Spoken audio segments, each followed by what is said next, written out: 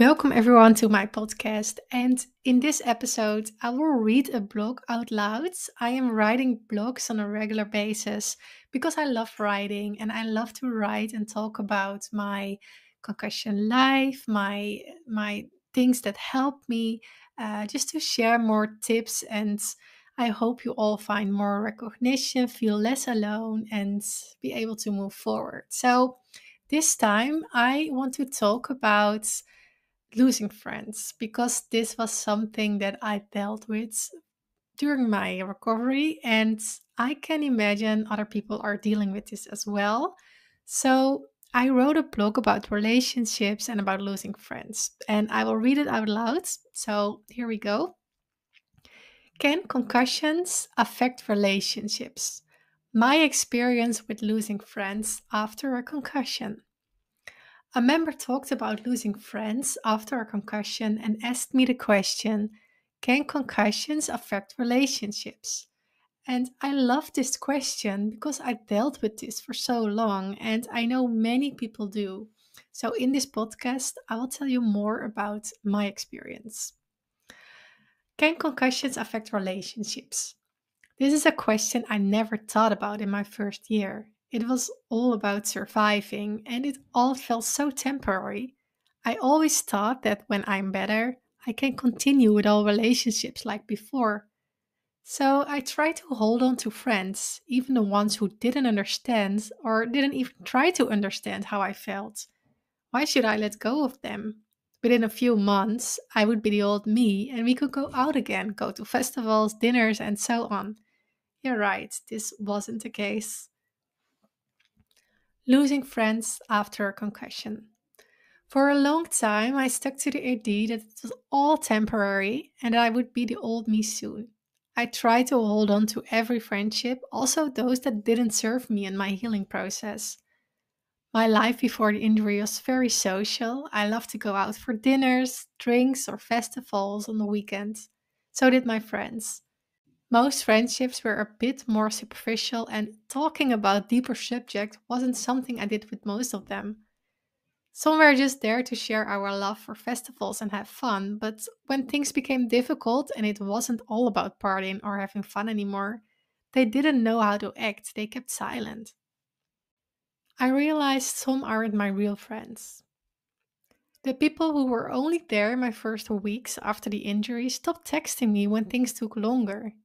When I still wasn't feeling any better after months, I realized who my real friends were. Some people only texted me to ask me out, didn't ask me how I was doing, didn't even try to understand. Over time, I noticed they didn't ask me anymore because they already knew I would say no. Some people asked me, can you hang out with friends with a concussion? Yes, you can, but I want to meet at my place because going to public places was something just too much. There was always music, a lot of traffic, and more people, and I just couldn't handle that. But visiting me at home was only a thing they did once in my first week, and then it was like I disappeared from their lives. It made me sad at the time. When you're at home, you have all the time to reflect on your relationships. Realizing most people, friends, weren't real friends was very hard. Did I never mean more to them than just some company to party with? I think so. I struggled with this a lot when I was at home for months and years. In the beginning, it felt very lonely, but in the end, I realized it was also a blessing to learn who my real friends are. I don't want people in my life who don't really care about me and only there when life is fun and everything is going well. I didn't realize that I had so many friends who expected this crazy positive, everything is awesome attitude that I must have had before the accident. Over time, things did change, but I didn't want to wait until I was the old me again. Holding on to something that didn't serve me anymore was making me sad, and it caused even more stress for my brain. I was waiting for so long to become the old me again, but I was done waiting, and I didn't want my friends to wait, only wanted the old me. I wasn't the old me anymore, and maybe I would never become that person again. How long should I wait? I was already been waiting for 2 years. Something needed to change. Holding on to everyone who doesn't serve me anymore did cost a lot of energy, and it was really holding back my recovery. So I realized losing friends after a concussion is sometimes needed to move forward. I was done with the acting parts. So many times I tried to act like nothing was going on, just seeing them sometimes for lunch, but totally out of energy when I came home. They just asked how I was doing and then continued about their lives, about parties and everything that was so much fun. It made me feel even worse. I heard about all the fun things that I couldn't do anymore and they didn't seem to care. When I told them I wasn't feeling well, they just said, "It takes time, but you will get back to your old life." That's it. They never asked how I was really feeling. They never visited me at my home. They never did things like helping me make dinner or text me to see if I was okay. I just couldn't keep up with this. Life is all about having fun attitude. And one day I came home and decided something really needed to change. I wanted to get better, but this wasn't helping at all. And I wasn't even enjoying it. My old friends didn't seem to fit in my new life anymore. So after 2 years, I decided it was time to put my health first and only meet people who gave me energy. It was better being home alone than surrounded by people who didn't really care and only cost you energy. So I let go of all the people who were more like my party friends. I didn't want to get reminded about everything I was missing. I didn't want them in my life anymore.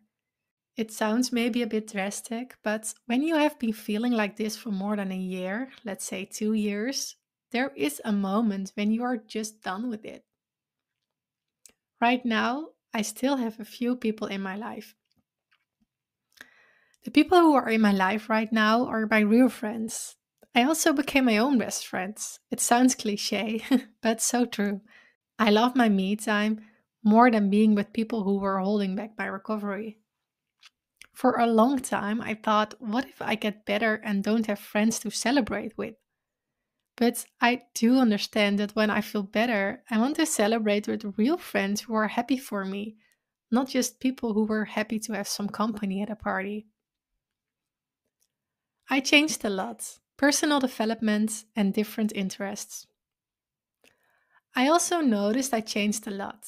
When I was at home, I was into personal development, reading or listening to books, diving into spirituality, and way more. But these friends were still the same, like I was before the accident, and it felt like they didn't fit in my new life anymore. I discovered a life without all the partying, dinners, housewarmings, birthdays, and drinks. And I enjoyed this life even more. I felt more connection with people who are also interested in yoga, spirituality, and personal development. People with whom I could dive deeper into subjects than just talk about yesterday's party. You will realize your interests will change and you are maybe a whole new person looking for other things in life. It all takes time. It takes time to realize who doesn't fit your new you anymore and who does. Losing friends can feel scary. Maybe there's a fear of being all alone, but in my experience, every time you close a door, a new one will open, even a better one. So, what do you do when you're not going out like you're used to? The old me thought the only things you could do with friends was go out to restaurants, bars, and festivals. But there are way more quiet activities that I can enjoy a lot right now. Going to the sauna, getting a massage or any other beauty treatment, going to the sand dunes, the beach, or park, doing a fun workshop, for example, photography, painting, tea, cooking, going to yoga classes, making photos, going for a walk in nature, traveling to not overwhelming places, camping in nature, biking, and stand up paddleboarding. I hope you see that losing friends is not a negative thing. Concussions can affect your relationships, but so many other new people can cross your path, and you will discover new activities and a whole new life. Not being the old you don't mean you will never have a life that doesn't serve you anymore. It can also be the other way around. What if you discovered a life that really is meant to be your life with the people who really care about you? Thank you for listening to my podcast. I really hope this was helpful for you. If it was, and if you're listening on Spotify, Apple Podcast, or YouTube, would you maybe do one small thing in return?